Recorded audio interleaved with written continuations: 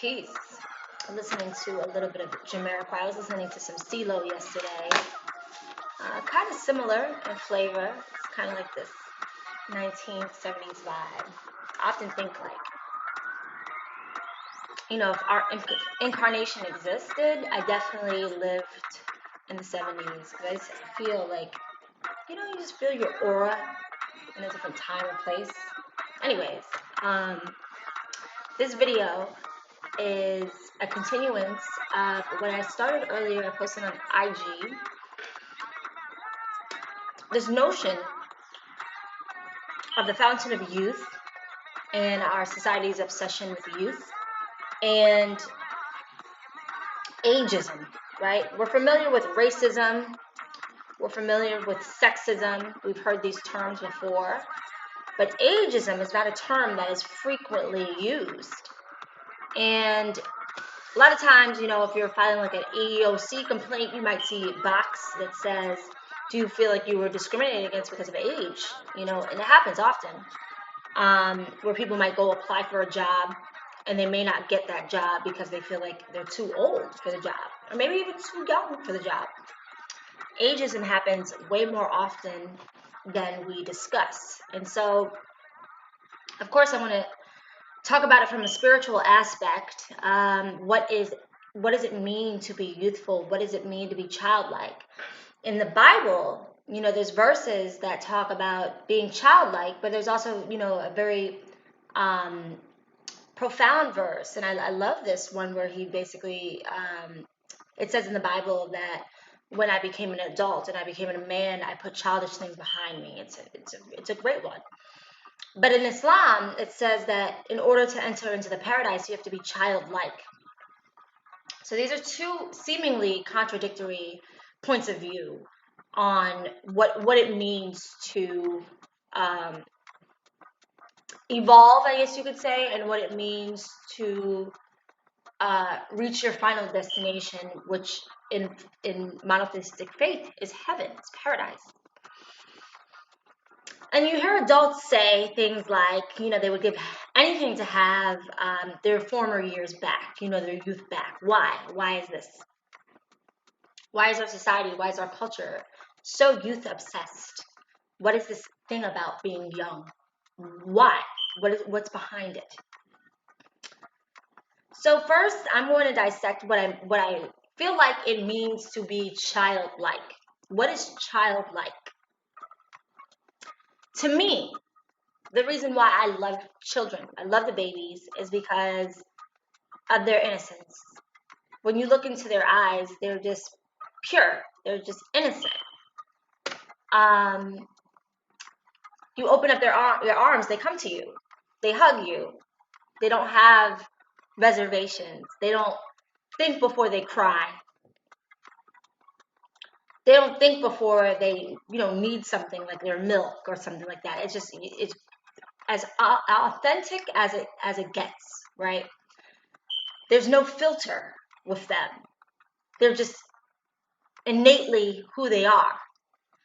And we get to see human beings in their rawest form before we learn these behaviors of when it's appropriate to do this, when it's appropriate to do that, shame attached to crying, shame attached to just asking for your basic needs like food, all of these things that are learned behavior, they don't have these filters that we have.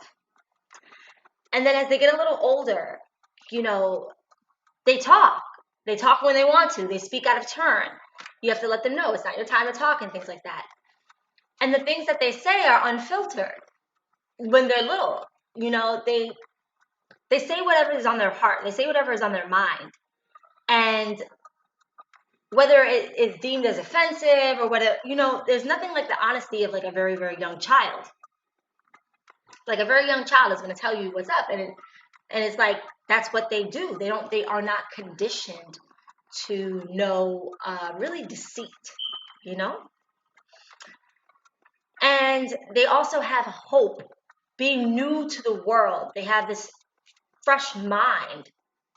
And all they see is hope and optimism and that notion that they can be whoever they want to be, that their dreams are, definitely within reach. It's beautiful. And children are creative. Children create without any inhibition. Children love and they trust. And innately, like trust is something that is organic. Like you can learn a lot about God just from being around small children, because you're really looking at a human being in the rawest form. And the fact that trust is something that is very organic to us. We are born to trust. We are born to trust nature. We are born to trust each other. And it's beautiful that when a baby's first learning how to walk, they fall, but they get right back up again. They get right back up again. And the idea of us being more fearful as we get older, right? How many of us are inhibited by our past? We loved, things didn't go right, and now we're too scared to love again, right? We had a motorcycle, we fell off the motorcycle, and now we won't ride again. Like, fear is almost a learned behavior, and I almost feel like fear is the opposite of God consciousness, and I'll go into that in a little bit more detail. And so the reason why I love children so much is their innocence, and their energy is beautiful too. Just their optimism, and they're just so energetic, and they will run and run and run and play and play and play until they get tired. They'll take a nap, and then they're back at it again. And as adults, one thing I was really blessed with was being able to have a child where I wasn't, super old, where I still had a lot of energy within me to be able to keep up. Because when you're 22 years old and you have a newborn baby, you have the vitality to keep up with that, 2-year-old when you're 24. It's a lot easier than when you do it later on in life and you don't have that same energy. And our Creator said that we are made in His image, so we also have the ability to create. But it's often children that accept this idea, whereas adults tend to kind of accept things as they are.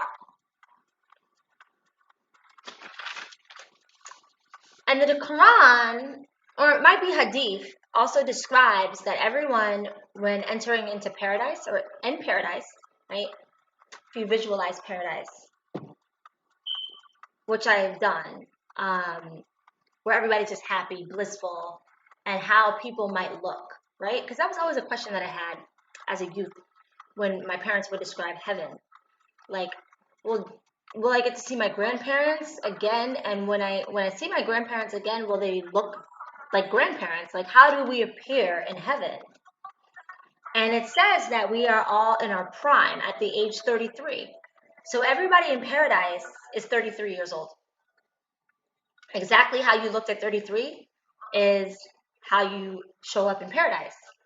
And it's described as our physical prime, which to me is like, this thing is, the spiritual life is so fascinating. I never get bored just finding out, like, wow. To me, this is so interesting.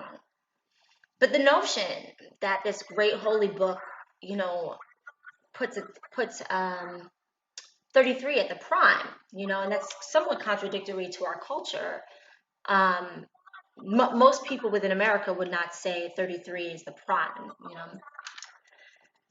And I think that it has something to do with the fact that Islam, the religion, prohibits the use of drugs and alcohol. And if you think about it, how would we look if we had never put any intoxicants in our body, no poisons in our body, no drugs in our bodies, no prescriptions or things like that? How would you look? So that's one. And when it comes to talking about children and talking about youth, the fact that they are prohibited from being able to drink, and children, don't do drugs and things like that, that has a lot to do with their vitality. And have you ever stopped to think that a part of the reason that children have so much energy is because they aren't on drugs and they don't drink? Part of the reason. And that people that drink and do drugs as a way to escape the confines of social structure, societal norms, in adulthood. So as adults, the very thing that we're trying to run to, right, this fountain of youth and this endless source of energy that we want, vitality, feeling like hype and energized like we did when we were young, our behavior in adulthood, the drinking and all of that stuff, is actually what's taking away from that. And that the chains that our society has put around our necks of what it means to be an adult is something that everybody really wants to drown their sorrows in. And that people do drugs and they drink because it kind of makes them childlike, where you release your inhibitions, right? You go into like this childlike realm. Sometimes they say, drunk adults are kind of like, they look like babies, they're not balanced and they don't have these filters, they say that a sober man's thoughts are a drunk man's words. And when people are escaping, it allows them to tap into like this childlike nature that everyone's really seeking, like really seeking. And I would make the argument that that's almost a source of people's misery. Their inability to tap into their childlike nature. The pressure of adulthood is something that's like, this sucks, not in my opinion, but for those who subscribe to what society dictates for them to be as adults. It sucks. Jobs that they hate, marriages that they hate. And frankly, as I'm not the most politically correct person. There's a lot of parents that don't like their kids. They love them, they don't like them. And people feel trapped into what society has designated for them to be deemed as adults. And frankly, it's an issue that people are now telling people who they can and can't be at a certain age. Formerly, you could wear what you wanted, and now, adulthood, you can't dress like that. It's too confining. And so I go back to the Bible that says, when I became a man, I put childish things behind me. We have to ask ourselves, what are childish things? And what has our society deemed as immature? And is this organic? Why is putting poison in your body adultish? And your imagination and your creativity, why is that childlike? My perspective, my analysis is that the Bible means that adults have the responsibility often of taking care of other people, and children are taken care of. But the idea that being a responsible adult means giving up on your dreams is false. And holding on to your dreams is actually being responsible. Because responsibility, like Infinite Water says, means responding to your ability. That there's a tremendous gift that we can give to the youth. And as adults, telling them that they can be anything in the world is awesome, is motivating. That's exactly what your kid needs to hear. But being anything that you want to be is even more important. Because kids see more than they hear. And if they see you working a job that you hate, and if they see you in a suffocating marriage, and if they see you not living your dreams, and they see you living by societal norms and not really being fulfilled, that's going to leave a bigger impact on them than you telling them that they can be anything that they want to be. Essentially, they believe less of what they hear and more of what they actually see.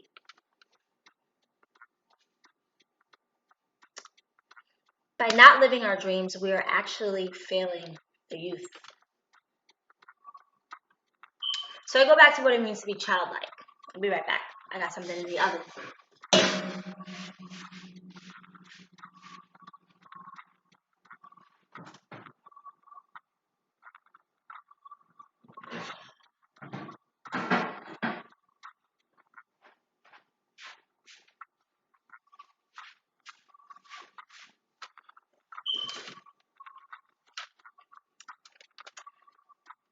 being childlike is the belief in people, right? Children don't give up on people like adults give up on people. And the perspective and hope and the ability to create. Babies, we go back to babies. Babies aren't sexist. Babies aren't racist. Babies aren't ageist. These are learned behaviors. They don't prioritize the same things that we prioritize, like whose house is bigger or whose car is flashier. Babies don't care about these things. These are all learned behaviors.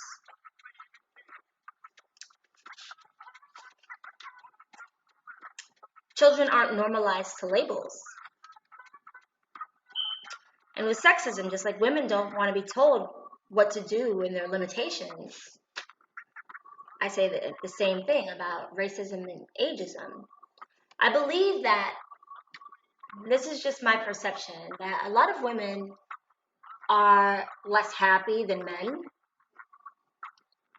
And I believe that a lot of women are less happy than men because men are given a little bit more leeway from a societal standpoint to kind of do what they want and be who they want without the same labels that women are given. And it's not fair. However, again, I go back to personal responsibility and I go back to the notion that how we feel about ourselves is really not for anybody else to assign to us. And the same way that you hate being labeled as a woman, don't use your mouth to label other women. So if you hate society's shackles on us, right, that women can't be out here acting like men, right? You hate that. You hate the idea that women have to be married, by a certain age. I mean, things are changing. They're not as like they used to be, but you don't like that. You don't like the idea of, I have to be married by a certain age. I have this pressure that I have to be married and committed to somebody by a certain age. And if we don't have kids, then how's that going to look? And all of these things. You don't like being assigned that. You're in fact miserable because you fell for the okie doke. And this is not a woman's liberation conversation. I'm saying if you desire to be a wife and a mother, by all means, because that's so rewarding. It really is. It's a beautiful, beautiful thing. But if that's not what you desire and you're doing things just because you're afraid of labels, just because you're afraid of what society might say about you, that's hell. That's captivity. That's slavery. And that's also a choice. You could say, I don't care. I don't care. You can label me X, Y, and Z. I don't care. I'm going to follow my heart. I'm going to do what I want to do. And I don't care what anybody says about me. That's an option. And the same societal labels and confining reality that they try to shape for us, just make sure that you aren't a part of women's oppression. And I've made this point before. Just make sure that you aren't an oppressor by labeling a woman who may seem more free than you, more mentally free or more free to do certain things, and judging her and applying those social standards that you hate yourself. You are contributing to the limitations set on us collectively. So I apply that same logic to ageism, right? Women want to be sexy, okay, at any age. I know my mom, she's got some cute little outfits. She puts her heels on. She puts herself together. She wants her man to look at her like, ooh, baby. We all do. We all want to be sexy and we all want to be adored by the one that we love. And that's really, I've never met a woman who doesn't like to be seen as sexy, as wanted, as attractive, right? To varying degrees. For some of us, it's like people like what I have on, and people find me sexy. Cool. They don't. But for the most part, I'm making the generalization that a woman wants to be sexually attractive, you know, to her husband to find her sexually attractive. And women become insecure a lot of times when there's a younger woman around, because men might have wandering eyes. Men, like tighter skin and fuller breasts and a lot of things that women who are younger have, right? And it is a visual thing. I'm not going to say it's not. However, I think even beyond a visual thing, I think it's a disposition. And you can be young, but you can be old in spirit, where you've really let society's shackles take a toll on you, and it's not fun anymore. And this isn't a matter of men being attracted, because it goes the same for women, right? We want to be attracted to our man. We want to look at our man and be like, damn, my baby is sexy. Like, you want that. And men want to be attracted, by they care that we are attracted to them. They like when we tell them how good they look. They like when we tell them that they're sexy and that they turn us on. They like that a lot. But when your man is so, oh, I'm too old to do this, and I don't look da da da, and it has that kind of like mentality, it's not even a matter, because it's inevitable that we get older. But your mentality, when you have a mentality that's like, how do I put it into words? Because I've dated, guys where I'm like, well, maybe you're older, and I don't mind an oldie but goodie. But they were just so bogged down by the idea of what it meant to be their age, no, I'm an old man now, and the ladies aren't checking for me like they used to. And I know some old men that are like, I could get any girl I want to, So it's the mentality, it's the youthful swag, and it's really being unapologetically you and unafraid that you're going to be name called, like, oh my God, that guy has that on. I can't believe he's wearing that. That's something for young men to wear. To heck with that. You're an older man, you got it going on, you put that on and you rock it. And if you're confident in it, I'm gonna be like, ooh, who's that? And so we don't want to be assigned limitations of our age. Nobody likes it. I know with my mom, there's been times where, she likes to dress, right? And there's been times where the family's been like, Mom, that's something that a young girl would wear. And she resists that. She really resists that. Like, you guys aren't going to make me an old lady and put me in some old lady dress. No. And it's not her unwillingness to accept her age. It's the fact that you're not going to dictate to me my limitations. That's fighting for my freedom. You're trying to shackle me up and tell me what I can and cannot do. That is part of my responsibility, to maintain my liberty as an individual. No, I'm going to dress how I want to. I'm going to dress how I feel. It's too bad that you assign this to being young. I don't. I assign this to dressing how I want to look. And ladies, all the time, it could be your husband. It could be your girlfriends. It could be your kids. Kids do it a lot. Mom, what do you have on? Mom, you can't wear that. So it's your duty, the things that you hate, it's your duty to also fight against those things.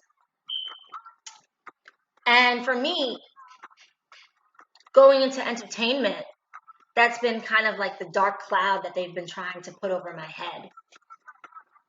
I've had people say, and to me, it was actually a deal breaker,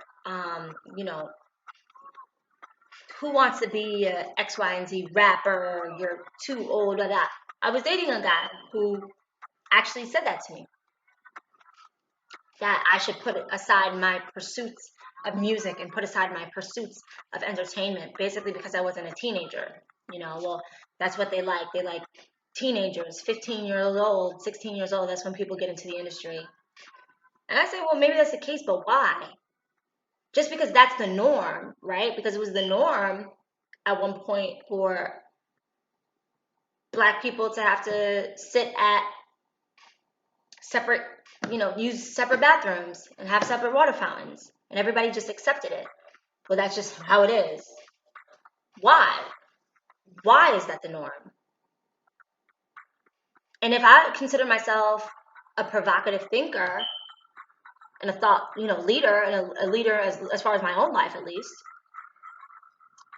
the thoughts that control me, I'm going to always ask why. If somebody's an entertainer, their job is to entertain. You can entertain at any age. Look at the Super Bowl. I was motivated. That was when we were in great shape. Almost 50 years old. Looking amazing.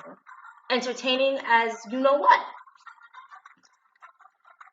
So the idea of a 40-year-old rapper, it's like a joke, an ongoing joke in the Black community. Like, who wants to be a 40-year-old rapper? My thing is, why not? If you believe your purpose is to rap, why not rap at 40? If the youth is only listening to young people, and this is a generalization, no offense to the youth, I'm not saying that all young people are leading the youth astray, because there's some teenage rappers that are great, that are conscious, that are hip, that have good messages. But there's a fair amount that are leading the youth astray. Don't you think that it's time for someone with a little bit of wisdom, a little bit of experience, some notches on their belt, some lessons that they've learned to teach our youth? And the youth for sure are listening to rappers more than they're listening to politicians. And this isn't the Black youth, this is all youth. Your kids listen more to rap music and rappers than they do your Congress people. They might even not even know their names, but I bet you they know all the names of the top rappers right now. I bet you. Okay, hip hop is one of America's greatest exports. It might be the top export. So don't play and make it seem like this is something trivial. This is huge. This is huge. Rappers are huge. And rappers, in my opinion, are messengers, contemporary messengers. Rappers also, if their gift is used in the highest way, are prophets. In my opinion, I think of rappers like are that big to me, like that important to me. Yeah, the messages that rappers say in their music, prophets. So I don't mind the idea of a 40-year-old, 50-year-old rapper. I don't mind it, depending on what they're saying, depending on what they're giving to the youth.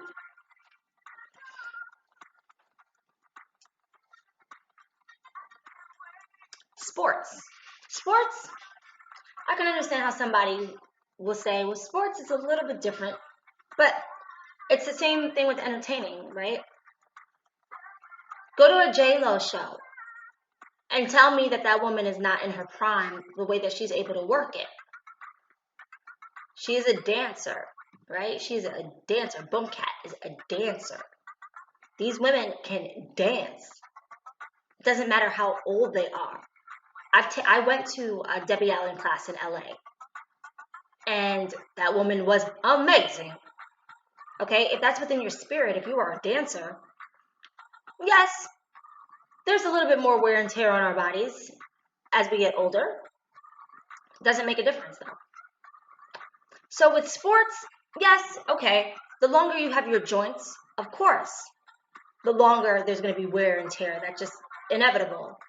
But if there's an athlete that's in his mid-30s or early 40s that's still in his prime physically, that is still able to be a fierce competitor to people younger than him, I say let him play the game. I say let him play the game. And it goes both ways, right? Because I don't want to be insulting or dismissive to the youth. I know that in my previous video I said that yeah, I am a lot smarter than I was at 15 years old, no question. But I did make the generalization that people get smarter in age, and that's not always the case. Some of these young folks are geniuses. They're creating the next app. They're the next scientists. They have, so many innovative ideas, and they're so inspirational. And when I even talk to my son, I'm like, whoa, this kid is way smarter than I was at his age. Like, super smart. So sometimes the youth are actually smarter than us. It's true. But they don't have the life experience to go with it, generally. And it goes both ways, where you have to be at least 35 to be the United States president. That's part of the rules, right? I wouldn't have created that rule, because if it was like a 28-year-old or like a 25-year-old even, who to me was better suited to be the next president and had the leadership qualities to be the next president, I say why not? So this ageism thing doesn't go one way. Often as older people, we're dismissive of children, of the little ones. Oh, they're just kids, just talking that kid talk. Kids can be geniuses. Kids can be very, very valuable. And the notion also is that with the youth, to make one more point with the kids, like, eventually, as we get older, it's gonna be less adults, and they're gonna now take our place, right? Because the older you get, the closer to death you are. And so there's a lot of value in the youth, and also teaching the youth. That's part of our responsibility. And a lot of times you'll hear older people say, oh, this generation is just trash and da-da-da. Well, it's our responsibility to teach them. Somebody taught you. Somebody took some time aside to teach you, and you just want to willy-nilly, like, not teach the kids and then wonder how they got there and insult them. That's not the way that it should work. So I was watching this Imam, and an Imam is basically like a minister or a pastor or a rabbi before the Muslim faith. So they're like the leader of the mosque or the leader of the masjid. And I was watching this Imam on YouTube last night, and they serve also kind of as therapists of their congregation. A lot of times, people will go to their pastor, or they'll go to their rabbi, or they'll go to their imam if they're having marital problems, or if their kids are out of line, because, as faithful people, we believe that the solution is 9 times out of 10 spiritual. And so they serve as kind of like their leaders and their guides, but they're also kind of like counselors too. And this imam was saying that he often consults children who have told him in confidence that they are jealous of their parents. And the source of their jealousy is because their parents love each other so much. And that this child is jealous of the love that their parents share, because they feel like they'll never have that love in their life. They'll never be able to attract a partner like that, or they have like a scarcity mentality that the less love, or the more love that their mother gives their dad, the less love there'll be for them. And I thought about that. I said, that's really interesting, and I can even say I was guilty as a youth. Like, I had an issue with my stepdad. Probably with some of that same mentality, like, he's going to get more attention from my mother than me. And how often are children, not just stepchildren, especially stepchildren, jealous of their parents' partner? It's something interesting, but, like, how does this relate to adultism and childism? Like, there are certain qualities that are assigned to adults, where we would think that jealousy and being envious is something that is, manipulative, is something that only adults do. Like, no, Children can be jealous. Children can be envious. Children can for sure be manipulative. There's no question.